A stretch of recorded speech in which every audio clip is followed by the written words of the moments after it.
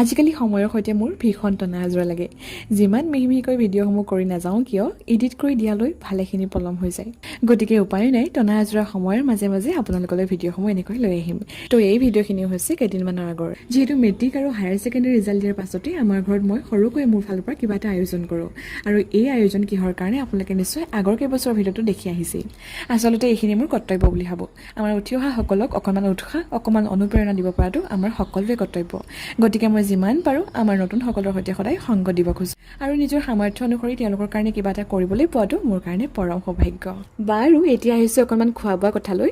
এই ভাগ ভাতৰ নিমন্ত্ৰণ পাইছিলোঁ আমাৰ খুৰীহঁতৰ ঘৰৰ পৰা। গতিকে খোৱা বোৱাতনো দেৰি কিহৰ, নহয় জানো?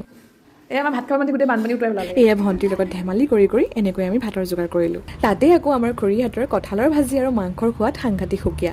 মানে এই ভাগ আনক দিব নোৱাৰা ধৰণৰ, বুজিছে নহয় সকলোৱে? গতিকে আটাই মিলি জুলি ধুনীয়াকৈ জুতিৰে এসাঁজ খাই ল'লোঁ।